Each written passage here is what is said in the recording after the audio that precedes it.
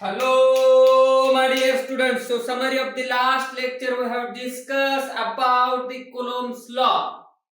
तर विद्यार्थी मित्रांनो, आपण कुलोम्स लॉ इंट्रोडक्शन पाहिलेला आहे आणि आपण हे सुद्धा पाहिलेलं आहे की कुलोम्स लॉ कुठे अप्लाय होतो तर पॉइंट चार्जेस वरती. तर आपण force between the 2 point charges किंवा 2 पेक्षा जास्त सुद्धा असतील तरी आपण त्याच्यामधलं फोर्स कुलोम्स लॉ ने कॅल्क्युलेट करू शकतो. तर हा Q1 आहे, हा Q2 आहे आणि याच्यामधलं आपण फोर्स काढलं होतं आणि याच्यामधलं डिस्टन्स जे आहे ते R आहे आणि याचा आपण डिस्टन्स सांगितलं होतं K into magnitude of Q1 Q2 by R square. पण विद्यार्थी मित्रांनो, या पर्टिक्युलर फॉर्म्युल्यामध्ये फोर्स जो आहे तो हा जो आहे कुलम्ब कॉन्स्टंट आणि magnitude of Q1 Q2 by R square याच्यावरून फक्त आपल्याला मॅग्निट्यूड समजतं. फक्त काय समजतं तर या फॉर्म्युल्यावरून फक्त आपल्याला मॅग्निट्यूड समजतं. पण जर आपण फोर्स पाहिलं तर फोर्स ती वेक्टर क्वांटिटी आहे आणि वेक्टर क्वांटिटी असल्यामुळे आपल्याला तिथं डायरेक्शन सुद्धा महत्त्वाची आहे आणि ही डायरेक्शन आपल्याला कुठल्या फॉर्मॅट मध्ये किंवा कुठल्या फॉर्म्युल्यामध्ये भेटते तर कुलोम्स लॉ इन वेक्टर फॉर्म. ज्यावेळेस आपण याला वेक्टर फॉर्म मध्ये मांडतो त्यावेळेस आपल्याला त्या पर्टिक्युलर चार्ज वरचा जो फोर्स आहे त्याची डायरेक्शन सुद्धा समजते आणि मॅग्निट्यूड सुद्धा समजतं. तर आता आपण आजच्या लेक्चर मध्ये पाहू Coulomb's law in vector form. तर चला तर पाहूया मग आपण Coulomb's law in vector form. Here these are 2 point charges. हे काय आहेत आपले मित्रांनो, 2 पॉइंट चार्जेस आहेत. तर आता आपण पहिल्यांदा लाईक चार्जेस घेऊ. लाईक चार्जेस म्हणजे काय तर दोन्ही सेम Q1 Q2. तर हा सुद्धा पॉझिटिव्ह चार्ज आहे, हा सुद्धा पॉझिटिव्ह चार्ज आहे, दोन्ही लाईक चार्जेस आहेत. तर आणि याच्यामधलं जे डिस्टन्स आहे ते r ने डिनोट करूयात. ओके. तर आता काय मित्रांनो, हा प्लस आहे, हा प्लस आहे, दोन्ही पॉझिटिव्ह चार्जेस आहेत. लाईक चार्जेस तर लाईक चार्जेस असल्यामुळे याच्यामध्ये कोणता फोर्स असतो तर रिपल्सिव्ह फोर्स. कोणता फोर्स असतो रिपल्सिव्ह फोर्स. तर मग आता ज्यावेळेस आपल्याला force acted on the charge Q2, ज्यावेळेस आपल्याला या Q2 चार्ज वरचा फोर्स आपल्याला काढायचा आहे तर त्यावेळेस आपला मग याची जी डायरेक्शन असेल, या पर्टिक्युलर चार्ज वरचा जो फोर्स आहे त्याची जी डायरेक्शन असेल ती कशी असेल मग रिपेल झाल्यामुळे या चार्ज पासून रिपेल होतोय म्हणजे बाजूला जातोय या चार्ज पासून म्हणजे इकडच्या साइडला राहणार. आणि जर आपण फोर्स ऑन Q1 म्हणजे Q1 वरचा जर फोर्स आपण कॅल्क्युलेट करत असेल तर त्यावेळेस याची डायरेक्शन कशी असेल याच्यापासून रिपेल होतोय म्हणजे काय याच्यापासून लांब ढकलणार. बरोबर आहे. म्हणजे काय जर लाईक चार्जेस असतील तर त्यावेळेस रिपल्सिव्ह फोर्स असतो म्हणजे काय away from the other charge. म्हणजे काय जर सेम चार्जेस असतील तर away from the other charge आणि जर वेगवेगळे असतील म्हणजे अनलाईक चार्जेस असेल तर टुवर्ड्स दी अदर चार्ज. म्हणजे काय तर समजा हा इथे एक पॉइंट चार्ज आहे आणि इथे एक पॉइंट चार्ज आहे. हा Q1 हा Q2. समजा हा Q2 जो आहे तो मायनस आहे आणि Q1 हा प्लस आहे. अनलाईक चार्जेस आहेत. तर अनलाईक चार्जेस मध्ये काय राहतं मित्रांनो, अनलाईक चार्जेस मध्ये काय असतं अट्रॅक्टिव्ह फोर्स किंवा अट्रॅक्शन म्हणा सिंपली.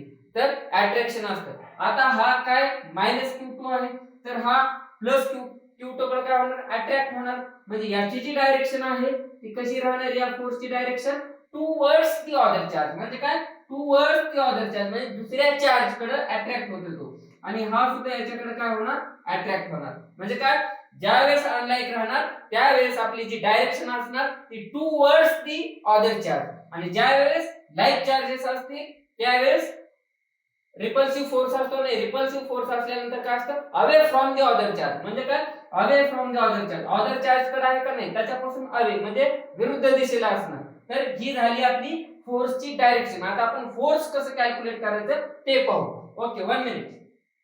पाहिलं की लाईक चार्जेस असल्यानंतर काय तर away from the other charge, direction कशी असणार फोर्सची तर away from the other charge in like charges, आणि अनलाईक चार्जेस असतील म्हणजे एक प्लस आणि एक मायनस असेल तर त्यावेळेस काय असेल towards the other charge, towards the other charge. हे दोन्ही गोष्टी लक्षात ठेवा.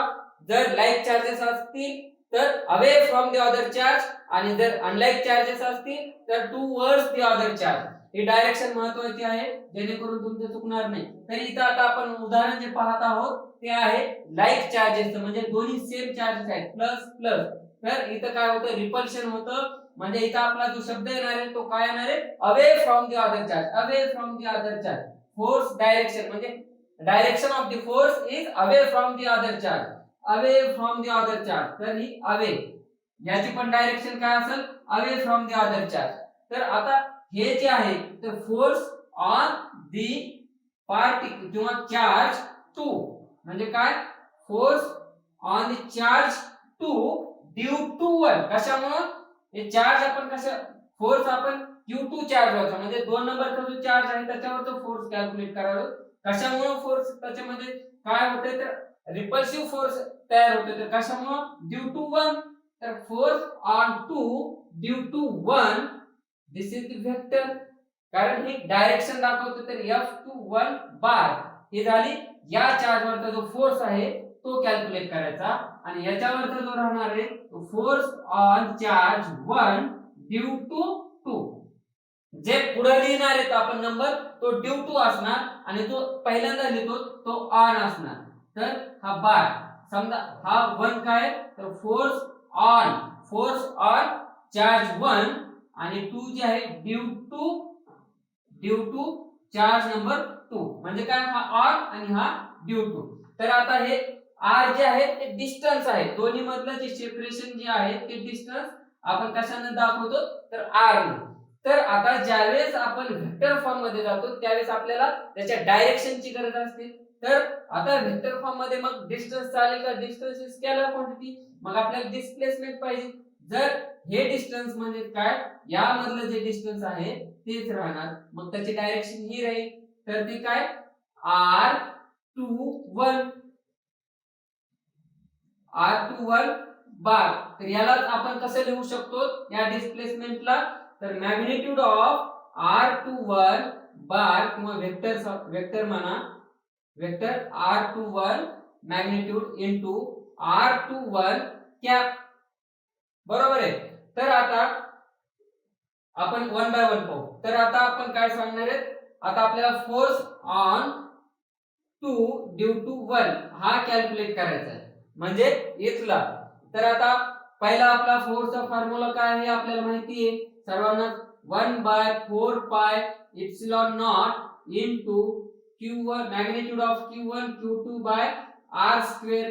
तर हा फॉर्म्युला आहे. तर आता इथं काय हा कुलम्ब कॉन्स्टंट आहे, हा जो आहे एवढा तो कुलम्ब कॉन्स्टंट k ची व्हॅल्यू आहे, ही परमिटिव्हिटी आहे, आणि हे जे आहे मॅग्निट्यूड ऑफ q1 याच्यापासून आपल्याला काय मिळतं तर मॅग्निट्यूड. तर आता आपण वेक्टर फॉर्म मध्ये मांडतोय. तर आता आपण मांडू मग 1/4 pi epsilon not q1 q2 upon r square. पण आता इथे वेक्टर आहे म्हणजे आपल्याला याची डायरेक्शन द्यायची आहे. तर डायरेक्शन देऊ आपण. तर डायरेक्शन काय R21 कॅप, सॉरी तर हे जे कॅप आहे R21 कॅप, तर हे कॅप जे आहे तर ते काय डिनोट करतं तर डायरेक्शन ऑफ वेक्टर R21. आपण डायरेक्ट साइन देऊ डायरेक्शन ऑफ वेक्टर R21, किंवा यालाच आपण काय म्हणू शकतो युनिट वेक्टर ऑफ R21. तर ही डायरेक्शन आहे. तर काय आता आपल्याला ही काय डायरेक्शन R21 काय करतं डायरेक्शन दाखवतं, तर हे आपण डायरेक्शन दाखवलं. तर आता जर आपल्याला इथं माहिती आहे काय R21 bar is equals to magnitude of vector R21 into R21 cap. तर R21 cap is equals to काय ना हे इथे, तर याच्या जे मल्टिप्लिकेशन मध्ये आहे तर इकडे जाऊन काय होईल डिवाइडला जाणार. तर काय होईल मग ते R21 bar divided by magnitude of R21 bar. Vector of magnitude r21. तर आता याच्याबद्दल मग आपण हे लिहून घेऊ इथं. F21 vector F21 is equals to 1 by 4 pi epsilon naught into Q1 Q2 by R square into आता ही व्हॅल्यू लिहून घ्या इथली R21 bar upon magnitude of R21 bar. तर हे आलं. तर आता इथं F21 vector F21 is equals to 1 by 4 pi epsilon naught into Q1 into Q2. आता R स्क्वेअर. तर या R स्क्वेअर बद्दल R चे किती R जो आहे तर R is equals to काय राहणार आहे मित्रांनो, तर R magnitude of R21 vector किंवा मॅग्निट्यूड ऑफ R12 वेक्टर. म्हणजेच काय, जेवढं हे राहणार आहे ते अपोजिट डायरेक्शन राहणार पण सेम राहणार. तर हे असं आहे. तर याच्याबद्दल मग आता आपण फोर्स कशावरचा काय कॅल्क्युलेट करतो आपण, तर वेक्टर 21 R21. तर याच्याबद्दल आपण कॅल्क्युलेट करतो, त्यामुळे आपण ही व्हॅल्यू घेणार नाही, ही व्हॅल्यू घेणार आहे. तर Q1 Q2 upon magnitude of R21 bar. तर इथं R स्क्वेअर आहे त्याच्यामुळे मॅग्निट्यूडचा square into R21 bar divided by magnitude of R21 bar. तर आता यालाच आपण कसं लिहू शकतो विद्यार्थी मित्रांनो, F21 bar is equals to 1 by 4 pi epsilon naught into Q1 Q2 by. आता हे स्क्वेअर आणि हे तर काय होणार मग, मॅग्निट्यूड ऑफ R21 बार चा क्यूब इनटू R21 बार.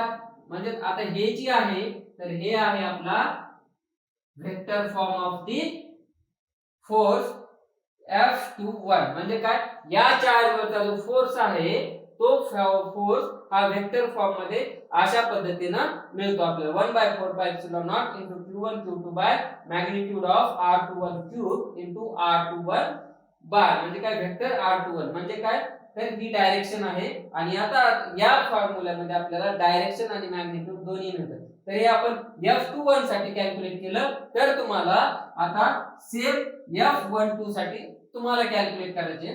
तर हे तुम्ही कॅल्क्युलेट करा आणि याच्यावरती जे प्रॉब्लेम असतील ते आपण नेक्स्ट व्हिडिओ मध्ये पाहू. तर thank you for watching this video.